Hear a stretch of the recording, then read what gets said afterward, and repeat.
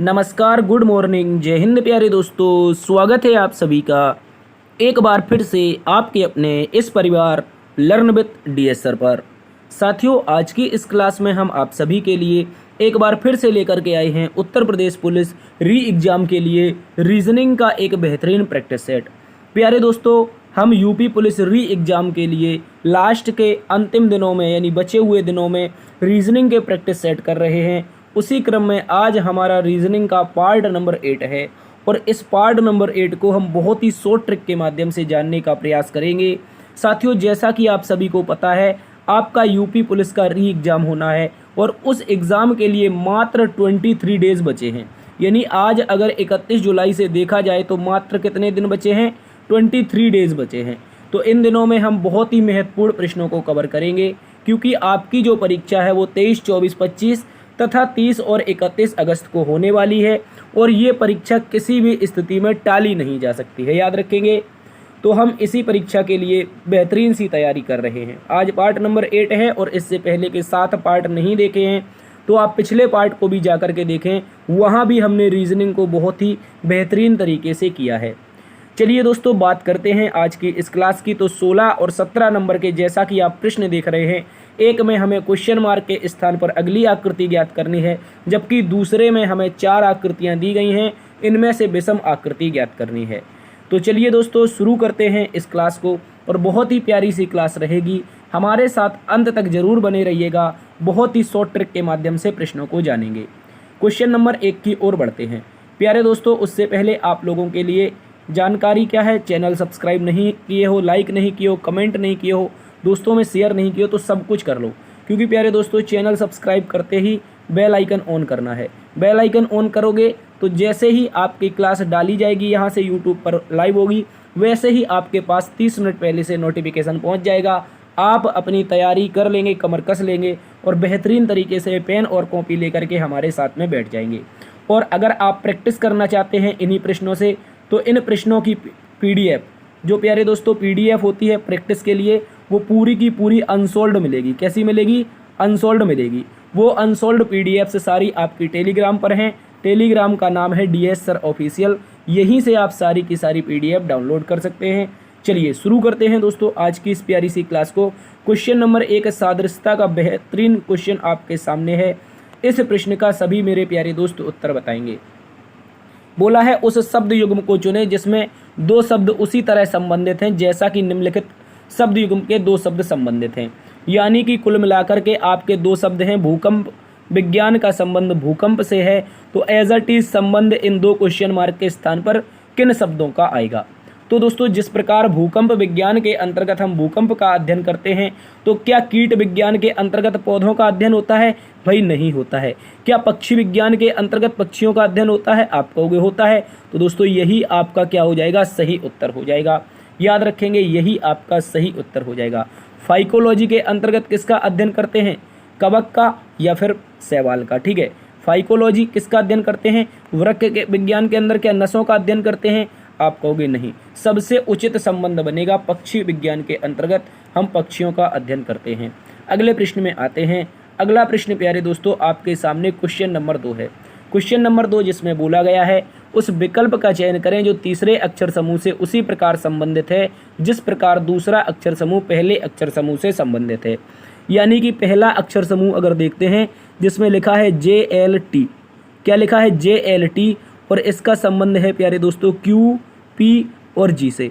इसके अलावा आप देखोगे हमें बताना है तीसरे का संबंध, SGB का संबंध बताना है। तो दोस्तों, आप अच्छे से यहाँ पे सबसे पहले तो लॉजिक समझो। इनके बीच में अगर देखा जाए क्या अंतर है, क्या लॉजिक चल रहा है, इसको समझेंगे।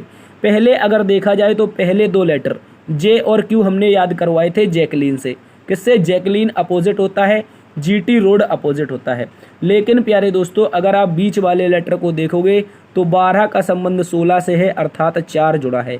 बीच वाले में 4 जुड़ रहा है, आसपास के अपोजिट हैं, तो बीच वाले में जैसे ही 4 जोड़ोगे, 7 में 4 जोड़ करके 11 पर आता है दोस्तों के, यानी मिडिल में के होना चाहिए। मिडिल में के 2 ऑप्शन यानी 2 नंबर और 4 नंबर में नहीं है, तो गलत हो जाएगा।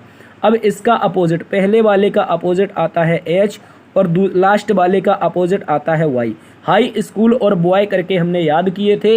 एच के वाई प्रश्न का उत्तर बनेगा, जो कि आप लोगों का विकल्प नंबर इसमें है भाई 1 नंबर में है। याद रखेंगे प्रश्न नंबर 2 का उत्तर विकल्प नंबर 1 हो जाएगा। ये इंपॉर्टेंट है क्योंकि पहले 2 हमें अपोजिट बताने थे, बीच वाले में कितना जोड़ना था सर 4 जोड़ना था। उत्तर आ चुका है विकल्प नंबर 1। अगले प्रश्न में आ जाइए। अगला प्रश्न प्यारे दोस्तों कोडिंग ब्लड रिलेशन से संबंधित है और ये एक बहुत ही शानदार प्रश्न आपसे एग्जाम में पूछा जाता है। प्रश्न में बोला गया है a माइनस बी का अर्थ है ए बी की बहन है, यानी जो आगे वाला a है वो पीछे वाले b की बहन है। a क्रॉस b का अर्थ है आगे वाला a पीछे वाले b का पति है और a डिवाइड b का अर्थ है आगे वाला a पीछे वाले b का बेटा है। तो 3 प्रतीक हैं कौन कौन से, माइनस, क्रॉस और डिवाइड। इन्हीं का संबंध देखेंगे तो पहली लाइन क्रॉस का मतलब क्या था, आगे वाला पीछे वाले का पति है।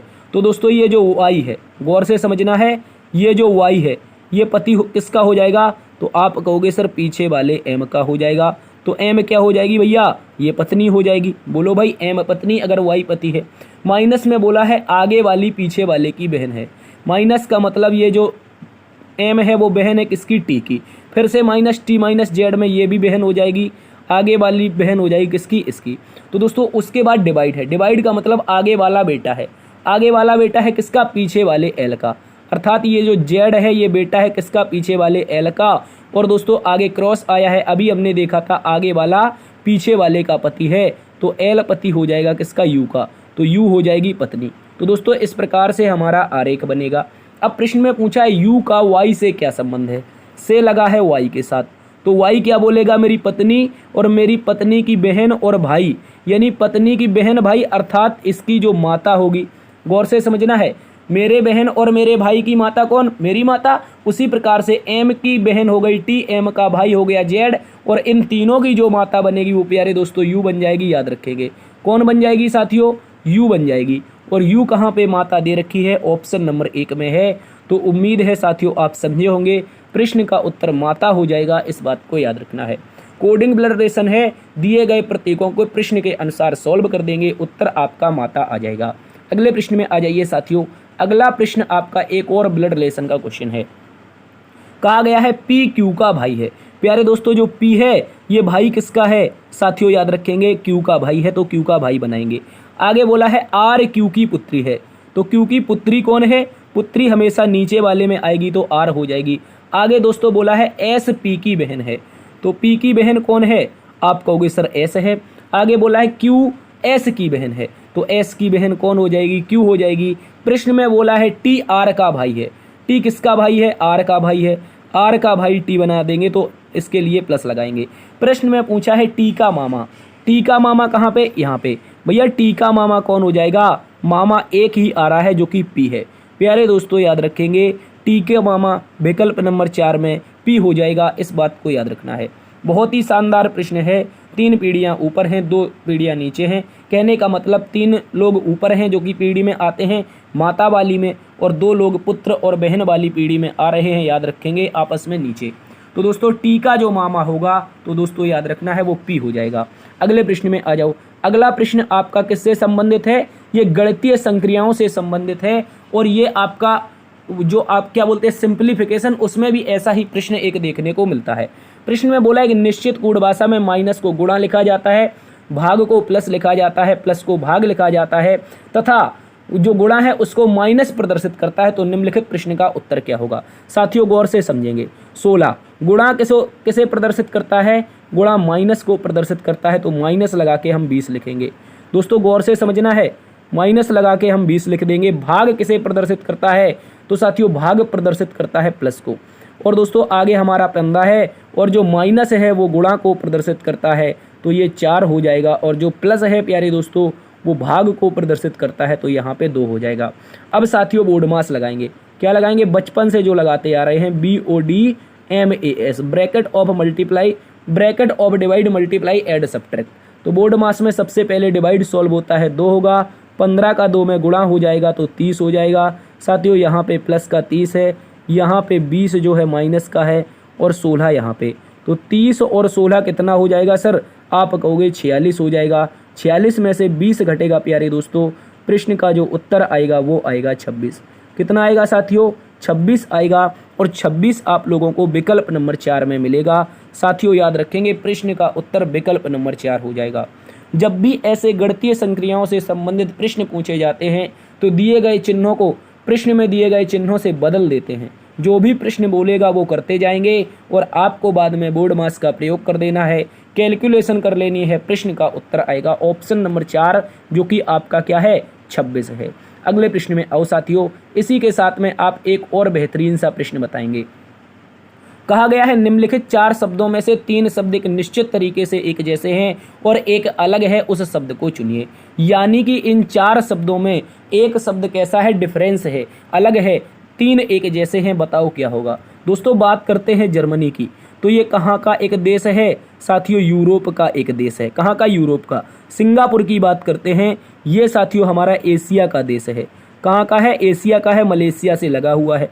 ऑस्ट्रिया की बात करते हैं प्यारे दोस्तों, ये भी यूरोप का ही एक देश है।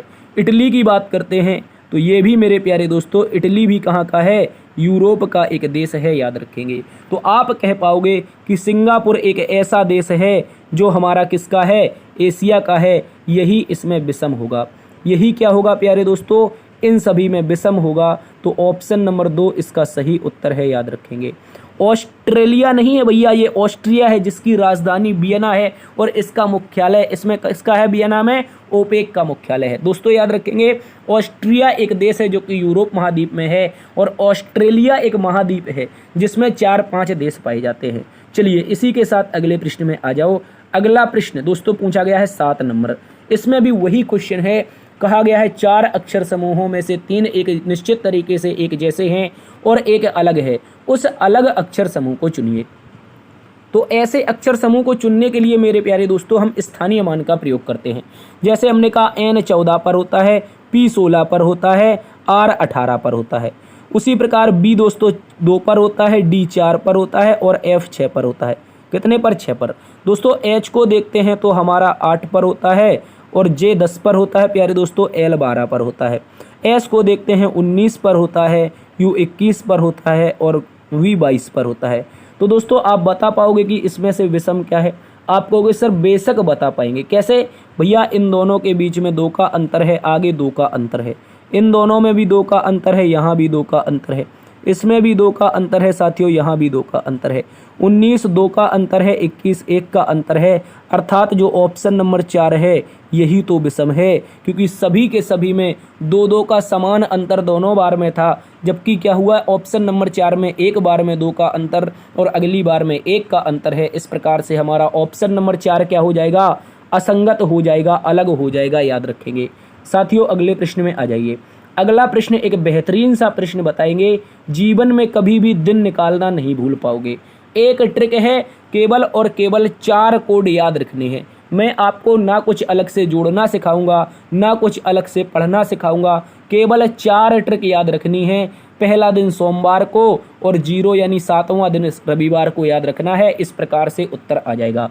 देखो क्या ट्रिक है भाई, सबसे पहले कोड याद रखना है एक 400 का, एक मेरे भैया 300 का, एक मेरे भैया 200 का, एक मेरे भैया 100 का कोड।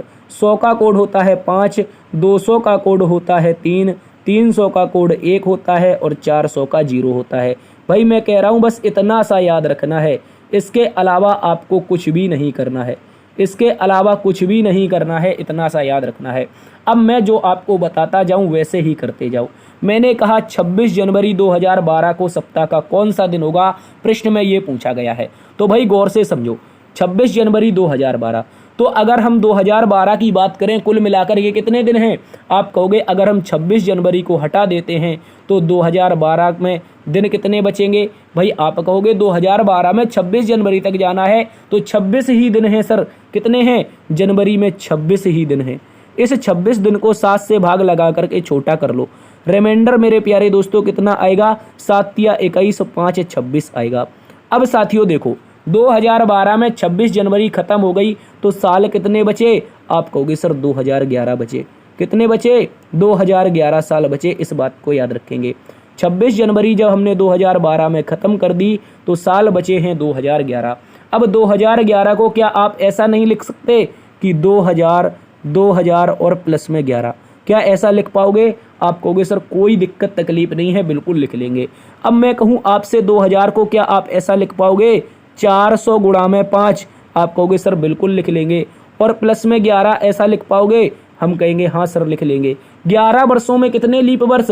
भाई 4 से भाग लगा के देख लो, लीप वर्ष पता चल जाएंगे। 4 दूनी 8, 4 दूनी 8, 2 लीप वर्ष आएंगे। 3 बार में पढ़ेंगे तो 12 जाएगा, जो कि ज़्यादा हो जाएगा। तो 2 लीप वर्ष और बचा हुआ जो हमने रिमाइंडर ऊपर 5 निकाला था, ये वाला रिमाइंडर, ये भी यहीं पे रखना है। अब देखो इसका करना है सॉल्यूशन। सॉल्यूशन कैसे करना है भाई? गौर से समझो, मैं कलर चेंज कर लेता हूँ। 400 का कोड मैंने 0 बताया था भाई आपको, तो 400 का कोड 0 हो गया। अब दोस्तों बचा है 11, प्लस में है 2, प्लस में है 5, सभी को जोड़ करके 7 से भाग। भाई 7 से भाग लगाओगे, 5 2 7 खत्म। 11 में 7 से भाग लगाओगे, रिमाइंडर आएगा मेरे प्यारे दोस्तों 4। कितना? 4।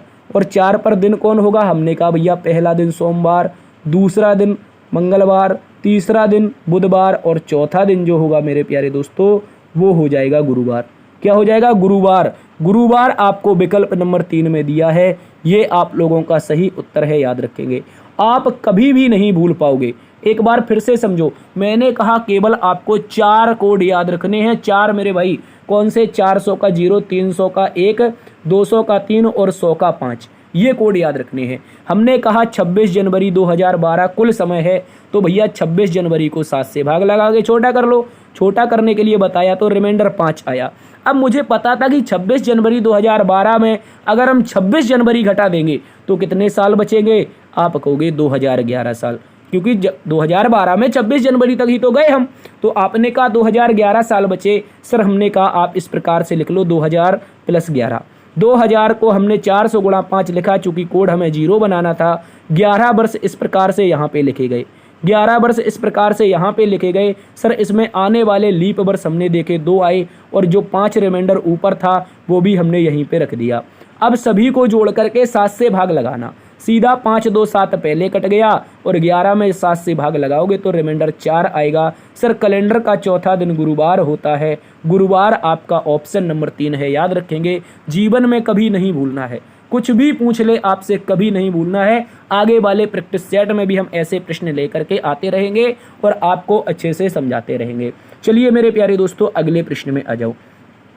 अगला प्रश्न आपके सामने एक किसका है? संख्या यानी श्रृंखला का क्वेश्चन है। श्रृंखला का क्वेश्चन प्यारा सा है। दिए गए विकल्पों में से वह संख्या चुनिए जो निम्नलिखित श्रेणी में प्रश्नवाचक चिन्ह के स्थान पर आएगी। भाई गौर से समझो, बहुत ही आसान, बहुत ही लाजवाब प्रश्न। भाई देखो यहाँ पे लिखा गया है 16, इसके बाद में लिखा है 33, आगे लिखा है 100, 100 के बाद आगे लिखा है 401। भाई ऐसा ही तो लिखा है। आप कहोगे हाँ सर, लेकिन एक क्वेश्चन मार्क जो कि एक डब्बा है उसको भी तो लिखना है, इसको क्यों भूल रहे हो सर? अब देखो प्यारे दोस्तों, इसको हमने इस प्रकार से लिखा है 16 दूनी 32 प्लस में 1। क्या लिखा है? 16 दूनी 32, 1 जोड़ेंगे 33 हो जाएगा। सर 33 तिया 99, 33 तिया 99, 1 जोड़ेगा सर 100 हो जाएगा। 100 चौके 400, कितना मेरे भाई? 100 चौके 400 प्लस में 1 करोगे 401 हो जाएगा। 405 2005 प्लस में 1 करोगे 2006 हो जाएगा। तो प्रश्न का उत्तर क्या होगा मेरे प्यारे दोस्तों? 2006। 2006 विकल्प नंबर 4 में है। बिल्कुल भी नहीं घबराना है, उत्तर लगा के आगे बढ़ जाना है। जल्दी से बताओ क्या आपको समझ में आया? पहली बार में गुणा 2 प्लस 1, दूसरी बार में गुणा 3 प्लस 1, तीसरी बार में गुणा 4 प्लस 1 और चौथी बार में प्यारे दोस्तों गुणा 5 प्लस 1 होगा। प्रश्न का उत्तर 2006 है। अगले प्रश्न में आओ मेरे प्यारे दोस्तों। एक और बेहतरीन सी अक्षर श्रृंखला। अक्षर श्रृंखला आसान होती है। अक्षर श्रृंखला प्रश्न श्रृंखला की तुलना में आसान होती है। कैसे होती है? देखो गौर से समझो। इसमें आपको पहले लेटर का संबंध पहले से बताना है। अगर उत्तर एक बार में ना आ जाए तो कहना मेरे भाई। गौर से समझो भाई, क्या समझना है? T20 पर है सर, S 19 पर है, 19 पर, R 18 पर है, Q सर 17 पर है, तो अगला वाला 16 पर कौन आएगा भाई? आप कहोगे P आएगा सर। अगर P से शुरुआत होगी तो विकल्प नंबर 4।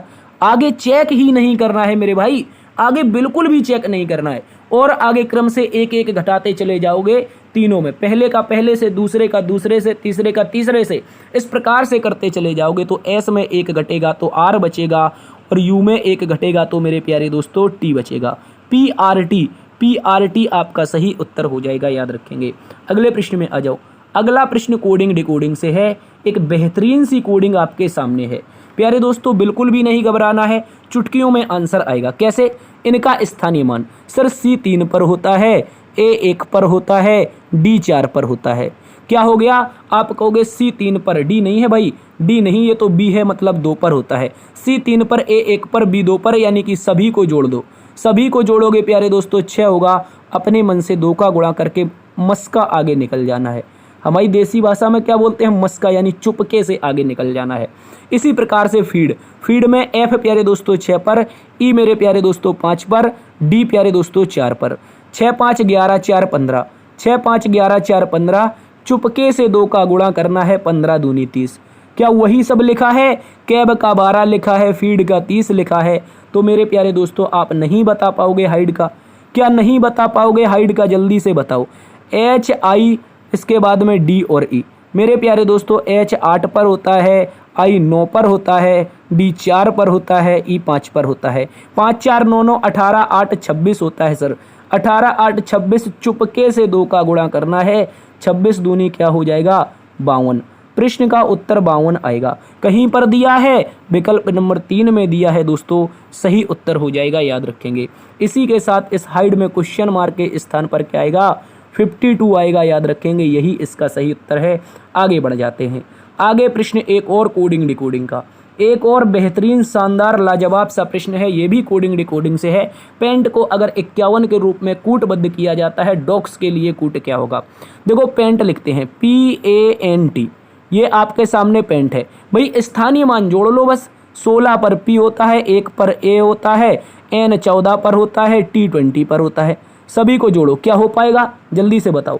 अगर आप सभी को जोड़ते हो 20 14 कितना हो जाएगा? 34 1 35 16 51। सर सभी के अगर स्थानीय मान जोड़ रहे हैं 51 आ रहा है, तो घबराना नहीं है मेरे भाई, घबराना बिल्कुल भी नहीं है। डॉग मतलब D 4 पर, O प्यारे दोस्तों 15 पर, G 7 पर, S 19 पर। अब क्या करेंगे सर? 19 7 26 15 41 4 45। क्या हो जाएगा सर? 45 हो जाएगा। क्या कहीं पर मिल रहा है किसी ऑप्शन में? 45 मिल रहा है ऑप्शन नंबर 2 में। ऑप्शन नंबर 2 सही उत्तर है भाई। देखो अब समय नहीं है, अब समय केवल प्रैक्टिस का है। साथ साथ में करते जाओ, वीडियो को रोक रोक के करते जाओ। सवाल आपके सामने आए, वीडियो को रोको, उसके बाद में चालू करो, ठीक है भाई? बिल्कुल भी समय नहीं है, याद रखेंगे। 19 7 26 15 41 4 45, ऑप्शन नंबर 2 इसका सही उत्तर है। आगे आ जाइए साथियों। आगे साथियों क्वेश्चन नंबर 13 है। क्वेश्चन नंबर 13 जो कि यूपी पुलिस अभी रिसेंटली जो 17-18 फरवरी को एग्जाम हुआ, चारों शिफ्टों में लगभग 1 या 2 क्वेश्चन पूछे गए। तो यहां से भी क्वेश्चन बनेगा। कहा गया है दिए गए विकल्पों में से वह शब्द चुनिए जो दिए गए शब्द के अक्षरों का प्रयोग करके नहीं बनाया जा सकता है। मेरे प्यारे दोस्तों प्रश्न को पूरा पढ़ना है। उसने पूछा है नहीं बनाया जा सकता है। ये क्या लिखा है? कंफर्टेबल लिखा है, कंफर्टेबल लिखा है। कंफर्टेबल में इसमें कौन सा नहीं बन सकता है ये बताना है। क्या COME बन सकता है? COME मेरे भाई बन सकता है। ऑप्शन नंबर A बन सकता है। PAT बन सकता है। देखो PAT बिल्कुल बन पाएगा, यानी 2 नंबर भी बन जाएगा। TIME बनेगा, TIME भैया टाइम भी बनेगा, टाइम भी बनेगा, याद रखेंगे। मोस्ट नहीं बनेगा। क्या नहीं बनेगा? MOST। क्यों नहीं बनेगा? क्योंकि इसमें मोस्ट में आया है S, जो कि कंफर्टेबल में कहीं भी नहीं दे रखा है। इस प्रकार से यही गलत होगा, और जो गलत होगा उसका उत्तर वही सही होगा। क्योंकि उसने पूछा था कौन सा नहीं बना सकते, तो हम मोस्ट को नहीं बना सकते, यही इसका सही उत्तर है। चलिए आगे आ जाइए। अगला प्रश्न कथन और तर्क से संबंधित है। ये एक बेहतरीन सा प्रश्न रहने वाला है, और ऐसे प्रश्नों की इस बार भरमार रहेगी, याद रखेंगे एग्जाम में। मैं आज कह रहा हूँ आपसे, प्रैक्टिस सेट नंबर 8 में कह रहा हूँ कि ऐसे प्रश्नों की भरमार रहेगी। क्योंकि हर बच्चा मानसिक अभिरुचि की तैयारी कर रहा है, लेकिन ऐसे प्रश्न पे अब वो ध्यान नहीं दे रहा है, याद रखेंगे। ऐसे प्रश्न आपको बाहर करवाएंगे। कहा गया है कथन, क्या सभी सरकारी स्वामित्व करने वाले शिक्षा संस्थानों को निजी संस्थानों को सौंप दिया जाना चाहिए? पहला कथन है, आपको 2 तर्क दिए हैं। कह रहा क्या सभी सरकारी स्वामित्व वाले शिक्षा संस्थानों को निजी संस्थानों को सौंप दिया जाना चाहिए? कारण क्या है मेरे भाई? कारण कह रहा है हाँ सौंप दिया जाना चाहिए। इन संस्थानों में शिक्षा का स्तर में सुधार होगा। जब हम इन सरकारी संस्थानों को निजी हाथों में सौंप देंगे, क्या शिक्षा के स्तर में सुधार होगा? हाँ भाई बिल्कुल होगा। प्राइवेट स्कूल में बच्चे क्यों पढ़ाए जाते हैं? आप कहोगे उनमें सरकारी की अपेक्षा शिक्षा अच्छी मिलती है, यानी मैनर्स सिखाए जाते हैं। तो वही तो कह रहा है, सरकारी को अगर निजी कर दोगे तो शिक्षा का जो स्तर है उसमें सुधार हो जाएगा। अब दूसरा व्यक्ति आया, उसने कहा नहीं सौंपा जाना चाहिए क्योंकि इन संस्थानों में शिक्षा का स्तर गिरेगा। भाई प्राइवेट संस्थानों में शिक्षा का स्तर नहीं गिरता है, इसमें पैसा का स्तर हाई भी रहता है और शिक्षा का भी स्तर हाई रहता है। तो आप यहाँ से कहोगे यदि केवल एक तर्क प्रबल हो, यानी ओनली फर्स्ट आपका क्या बोलते हैं इसको, तर्क प्रबल हो, याद रखेंगे। ठीक है, फर्स्ट तर्क सही है, इस बात को याद रखना है। आगे आ जाओ। अगला प्रश्न कथन और निष्कर्ष से है। पहला ही कथन, दो कथन हैं, दो निष्कर्ष हैं, इनमें से बताना है। चलिए बताइए दोस्तों, एड्स एक जानलेवा बीमारी है। प्रश्न में पूछा है एड्स एक जानलेवा बीमारी है, उपचार की अपेक्षा एड्स को रोकना आसान है। अगर उपचार की अपेक्षा देखा जाए तो एड्स को रोकना आसान है। अब निष्कर्ष नंबर 1, मेरे प्यारे दोस्तों, बोला गया है एड्स की रोकथाम बहुत महंगी है। क्या बोला है? एड्स की रोकथाम बहुत महंगी है। मेरे प्यारे साथियों, कहीं भी इसमें महंगाई की बात नहीं हुई है तो गलत हो जाएगा। कह रहा है लोग एड्स की रोकथाम में सहयोग नहीं करेंगे।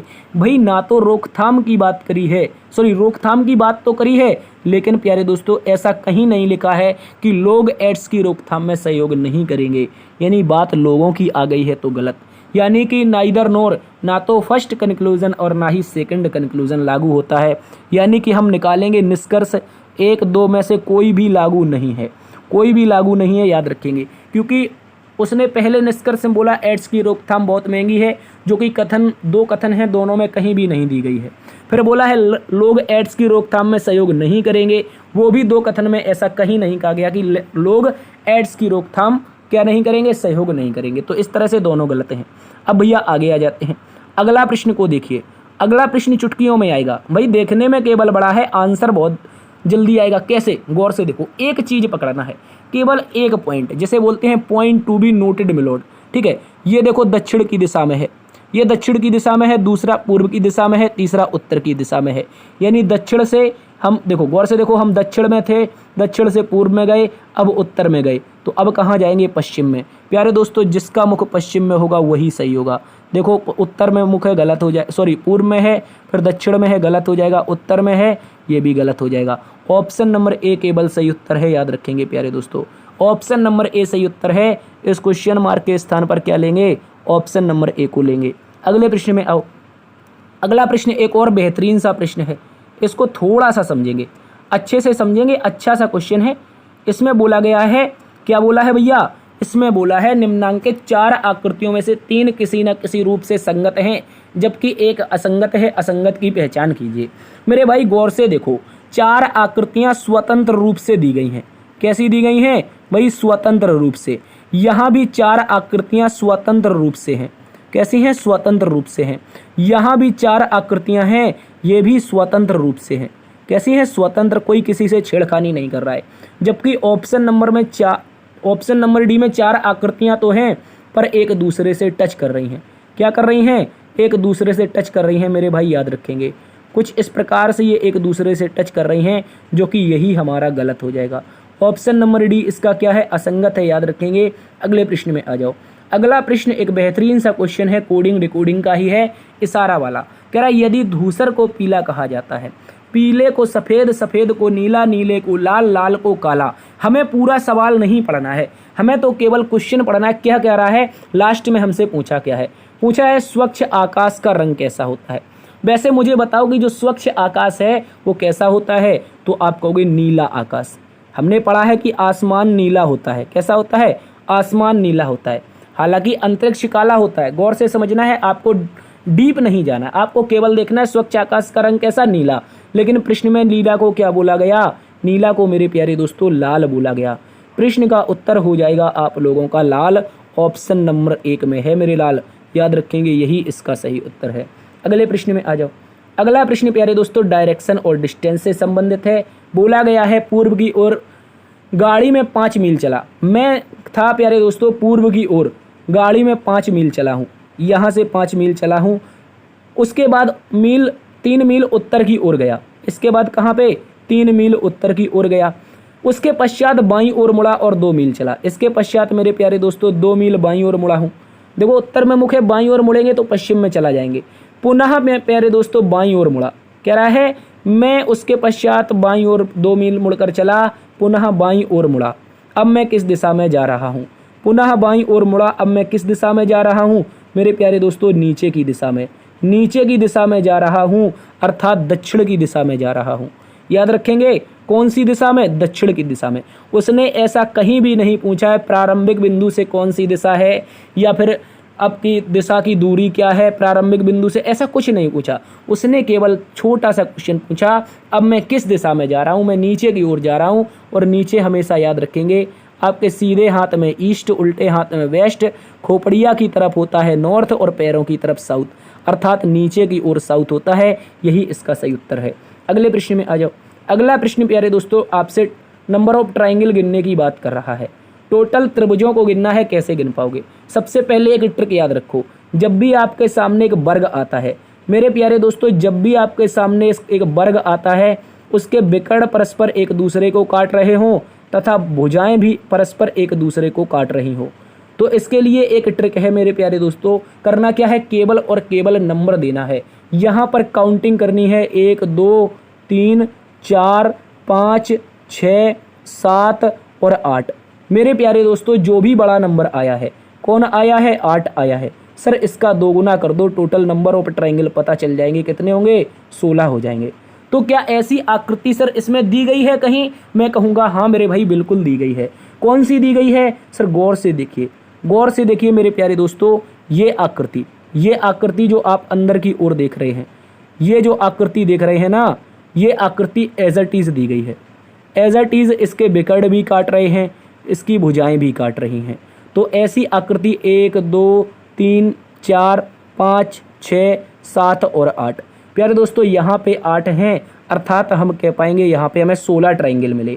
इसके बाद मेरे प्यारे साथियों ऐसी ही आकृति एक और है। अगर हम फुल आकृति को देखते हैं, पूरी बड़ी आकृति को, और ये पूरी आकृति के विकर्ण भी परस्पर एक दूसरे को काट रहे हैं। रेड कलर अगर आप देख पा रहे हैं तो ये विकर्ण भी परस्पर एक दूसरे को काट रहे हैं। मेरे प्यारे भाई इसमें भी नंबर 1 2 3 4 5 6 7 और 8। प्यारे दोस्तों सबसे बड़ा वाला 8 यहाँ भी है, तो 8 दूनी 16, यहाँ से 16 अंदर वाले से, टोटल मिलाकर के नंबर ऑफ ट्राइंगल कितने हो जाएंगे सर, 32 हो जाएंगे। 32 हो जाएंगे तो कहाँ पे दिए गए हैं, ऑप्शन नंबर 4 में है दोस्तों। यही इसका सही उत्तर हो जाएगा, याद रखेंगे ऑप्शन नंबर 4 इसका सही उत्तर है, भूलना बिल्कुल भी नहीं है। आगे आ जाओ, अगले प्रश्न में आ जाओ। अगला प्रश्न एक बेहतरीन सा प्रश्न है और बोला गया है उन वर्गों के सेट का चयन करें जो दिए गए वेन आरेख में सबसे अच्छा प्रतिनिधित्व करते हैं। यानी ये आपको एक आरेख मिला है, केवल और केवल एक आरेख, और इसके 4 ऑप्शन हैं। अभी तक हमें नाम मिलते थे फिर ऑप्शन आते थे, लेकिन अब की बार में एक ऑप्शन है और 4 आपके ऐसे विकल्प दिए गए हैं जो नामों के रूप में है। तो क्या ये पानी, नदी और बांध के रूप में बनेगा, आप मुझे बताओ। आप कहोगे प्यारे दोस्तों नदी अलग चीज़ है, बांध अलग चीज़ है। हालांकि नदी में का कुछ हिस्सा पानी होता है, शेष पानी अलग होता है। तो क्या इस प्रकार का आरेख है, मुझे बताओ। आप कहोगे नहीं है सर, ऐसा अगर नहीं है तो आप कहोगे ये नहीं बनेगा। अब दूसरा, भारत, मुंबई, दिल्ली, तो सबसे बड़ा वाला भारत के लिए हो जाएगा। किसके लिए, अपने प्यारे भारत के लिए हो जाएगा दोस्तों। इसमें हमारा यहाँ पे मुंबई आ जाएगा, यहाँ पे दिल्ली आ जाएगा, तो ये भी नहीं बनेगा। अब राज्य, समुद्र और जिला, सर राज्य, समुद्र और जिला, तो सर समुद्र तो अलग है, राज्य के अंतर्गत जिले आते हैं, तो ये हो जाएगा। क्या ये बन पाएगा, आप कहोगे नहीं बनेगा। अब एक ही बच रहा है सर, सबसे बड़ा एशिया के लिए, इसके अंदर भारत के लिए, इसके अंदर पुणे के लिए। तो दोस्तों ऐसी स्थिति में आपका विकल्प नंबर 4 यहाँ पे क्या होगा, याद रखेंगे विकल्प नंबर 4 मेरे प्यारे दोस्तों आपका एकदम सही उत्तर हो जाएगा, याद रखेंगे। चलिए अगले प्रश्न में आ जाओ। अगला प्रश्न पूछा गया है आपका मानसिक अभिरुचि से, लोकहित व्यक्तिगत हित और लोकहित जनयाचिका, इनसे पूछा गया है। चलिए देखते हैं प्यारे दोस्तों, आप बताएंगे इसमें सही उत्तर क्या होगा। प्रश्न नंबर 22, व्यक्तिगत हित और जनहित के बीच में क्या संबंध होता है। क्या पूछा है, व्यक्तिगत हित और जनहित, इनके बीच का परस्पर जो संबंध है वो बताओ। कह रहा व्यक्तिगत हित, जनहित हमेशा परस्पर विरोधी होते हैं। व्यक्तिगत हित में वृद्धि होने पर जनहित में कमी आती है और जनहित व्यक्तिगत हित का व्युत्क्रमानुपाती होता है। व्यक्तिगत हितों का संतुलित योग ही जनहित है। मुझे बताओ इसका सही उत्तर क्या होगा प्यारे दोस्तों। याद रखेंगे व्यक्तिगत हित का मतलब है खुद के हित से और जनहित का मतलब है जनता के हित से। क्या दोस्तों मुझे बताओ, कुछ खुद के हित, दो चार लोगों के खुद के हित मिलकर के क्या जनता के हित नहीं बनेंगे? जैसे हमने कहा हमारे पास एक सभा मिली, उस सभा में 5 सदस्य थे, 5 सदस्यों के कुछ अलग अलग अपने अपने हित थे, मतलब उनके व्यक्तिगत हित थे। और दोस्तों इन 5 के हित जो थे वो जनहित में भी आते थे, क्योंकि ये 5 क्या थे? जन थे, इनको जनहित की आवश्यकता थी, इनके व्यक्तिगत हित भी थे। तो आप कह सकते हो इन 5 व्यक्तिगत हितों से मिलकर के आपके क्या बना? जनहित बना है। तो ऑप्शन नंबर डी सही हो जाएगा। याद रखेंगे कि व्यक्तिगत हितों का संतुलित योग ही जनहित होता है। ऑप्शन नंबर डी सही है। बाद बाकी सारे के सारे गलत हैं। ना तो व्युत्क्रमानुपाती होता है, ना इसमें वृद्धि होने पर जनहित में कमी आती है, ना ही परस्पर एक दूसरे के विरोधी होते हैं। ऑप्शन नंबर डी सही उत्तर है। व्यक्तिगत हितों का संतुलित योग ही जनहित होता है। अगले प्रश्न में आ जाओ। अगला प्रश्न एक और मानसिक अभिरुचि का बेहतरीन सा प्रश्न है। बोला है बहुधा यह देखा गया है कि देश में आर्थिक विकास से संबंधी निर्णयों में गरीबी, शोषित और उपेक्षित समूहों के हित प्रभावित हो जाते हैं। ऐसे में एक पुलिस अधिकारी के रूप में आपका कर्तव्य क्या है? आपका पहला कर्तव्य क्या है ये बताना है। बहुधा देखा गया है कि देश में आर्थिक विकास का मतलब है पैसा के विकास से के निर्णयों में गरीब, शोषित और उपेक्षित समूहों के हित प्रभावित हो जाते हैं। पुलिस अधिकारी के रूप में आपका क्या प्रभाव है? आपका कर्तव्य क्या है बताना है। कह रहा अपने कार्य और एक अधिकार क्षेत्र की सीमा पहचानते हुए कानून व्यवस्था पर ध्यान केंद्रित रखें। गरीब, शोषितों, उपेक्षित समूहों के हक के लिए आवाज़ उठाएं। ऐसी योजनाओं पर कानूनी अंकुश लगाएं जो गरीबी विरोधी हों और कह रहा है उपेक्षित वर्गों को संरक्षण प्रदान करें। मुझे ऐसा बताओ इसमें सबसे अच्छा क्या है? क्योंकि आप मेरे प्यारे दोस्तों एक पुलिस अधिकारी हैं। याद रखेंगे, कोई आप नेता नहीं हैं, कोई सरकार में आप मंत्री नहीं हैं, आप केवल और केवल पुलिस अधिकारी हैं। तो भाई कानूनी अंकुश योजनाओं पर नहीं लगा सकते, आपको केवल सरकार के द्वारा बनाई गई कानूनी योजनाओं का पालन करवाना है। गरीब, शोषित, उपेक्षित समूहों के हक के लिए आवाज़ उठाएंगे। हम क्या होते हैं भैया? हम क्या समाज सेवी हैं? हम तो केवल पुलिस अधिकारी हैं।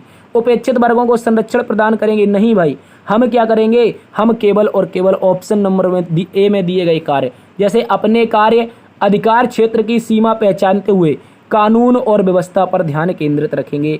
ये हमारा एकदम सही उत्तर है। यूपी पुलिस में पूछा गया क्वेश्चन है अभी 17-18 फरवरी को। याद रखेंगे, फिर से पूछा जाएगा तो ये इम्पोर्टेंट हो जाएगा। अगले प्रश्न में आओ। अगला प्रश्न प्यारे दोस्तों क्वेश्चन नंबर 24 है। क्वेश्चन नंबर 24 में आपसे बोला गया है, क्या बोला है? भारतीय संविधान के अनुच्छेद 246 के अंतर्गत पुलिस को राज्य सूची यानी 7वीं अनुसूची में रखा गया है। इससे अभिप्राय है, यानी कि 246 के अंतर्गत जो पुलिस है वो राज्य सूची, जो भारत की 7वीं अनुसूची है, इसमें राज्य सूची, संघ सूची, समवर्ती सूची है, तो राज्य सूची में पुलिस को रखा गया है। इससे क्या अभिप्राय है? तो दोस्तों प्रत्येक राज्य सरकार द्वारा अपने अपने राज्यों के पुलिस बलों को शासित करने के नियम बनाए जा सकते हैं। कह रहा है कि प्रत्येक राज्य की सरकारों के द्वारा अपने अपने राज्यों की पुलिस बलों को शासित करने के नियम बनाए जा सकते हैं, या फिर कह रहा है प्रत्येक राज्य सरकार द्वारा अपने अपने राज्यों की पुलिस बलों के लिए अनिवार्य रूप से कुछ ऐसे नियम बनाने होंगे जिससे वह एक दूसरे राज्य की पुलिस के बल से अलग दिख सके। आगे बोला है राज्य द्वारा संघ अनुदान के रूप में अपने पुलिस बलों के लिए केंद्र सरकार से फंड की प्राप्ति की जा सके, और उपरोक्त में से कोई नहीं। आपको मैं बताता हूं, आपको जो सबसे अच्छा उत्तर लग रहा होगा वो ऑप्शन नंबर बी लग रहा होगा। कौन सा? ऑप्शन नंबर बी, क्योंकि उसमें लिखा है प्रत्येक राज्य सरकार अपने अपने राज्यों की पुलिस को अनिवार्य रूप से कुछ ऐसे नियम बनाए जिससे कि दूसरे राज्यों से अलग दिख सके। तो भाई ऐसा क्या होगा? ऐसा या तो यूनिफॉर्म चेंज कर दे, ऐसा नहीं होता है। याद रखेंगे, यूनिफॉर्म चेंज हो जाएगी, हमें उससे कोई मतलब नहीं। हमें जो आपको ये सही लग रहा है वही गलत है। और ये अनुदान मांगने के लिए राज्य सरकार केंद्र सरकार से अनुदान प्राप्त करने की प्रक्रिया कर रही है, तो ये भी गलत है। उपरोक्त में से कोई सही हो नहीं सकता है। अब option number A, option number A कह रहा है कि प्रत्येक राज्य सरकार द्वारा अपने अपने राज्यों की पुलिस बलों को शासित करने के लिए नियम बनाए जाएंगे। यानी राज्य सूची में जो पुलिस को रखा गया है, किस लिए? क्योंकि जो उस राज्य की सरकार होगी वो वहाँ की पुलिस को अपने हिसाब से हैंडल कर सके। याद रखेंगे। चलिए अगले प्रश्न में आओ। अगला प्रश्न मेरे प्यारे दोस्तों 25 नंबर है। 25 नंबर में बोला गया है जनहित के सामाजिक सिद्धांत से यह स्पष्ट होता है कि उत्पादक संगठनों पर नियंत्रण होना चाहिए। जो उत्पादक संगठन है उन पर नियंत्रण होना चाहिए ताकि बुनियादी सेवाओं, आवश्यक वस्तुओं की उपलब्धता सुनिश्चित की जा सके। ऐसे में निम्नलिखित में से कौन सा कर्तव्य पुलिस का नहीं है? बहुत इंपॉर्टेंट है। आप अगर पहला ही देखेंगे तो हो सकता है वही उत्तर लगा दें कि वस्तु एवं सेवाओं की कालाबाजारी पर रोक करना पुलिस का कर्तव्य है, वही यही लगा देते हैं, भाग जाते। लेकिन प्रश्न ने क्या बोला है, कौन सा कर्तव्य पुलिस का नहीं है भाई, ऐसा कौन सा कर्तव्य है जो पुलिस का नहीं है। वस्तु और सेवाओं की कालाबाजारी पर रोक लगाना पुलिस का कर्तव्य है। गैर कानूनी तरीके से की जाने वाली बिक्री पर रोक लगाना पुलिस का कर्तव्य है। आर्थिक नियमों को बनाकर स्थापित करना ताकि मनमानी ना हो सके। उत्पादकों के लिए महाभियुक्त वातावरण सुनिश्चित करना। देखो उत्पादक जो कंपनियां हैं उनको हम क्या करेंगे, वातावरण ऐसा बनाएंगे जैसे अभी योगी सरकार ने किया कि पहले क्या होता था, उत्तर प्रदेश में बाहरी कंपनियां आने से डरती थी क्योंकि गुंडा राज होता था। लेकिन योगी सरकार ने लगातार एनकाउंटर धराधर कर दिए, कुछ गुंडे थे वो अंडरग्राउंड हो गए, तो एक ऐसा भयमुक्त वातावरण बना दिया जिससे कंपनियां यहाँ पर निवेश कर पा रही हैं और उत्तर प्रदेश की इकोनॉमी को क्या कर रही हैं, आगे बढ़ा रही हैं।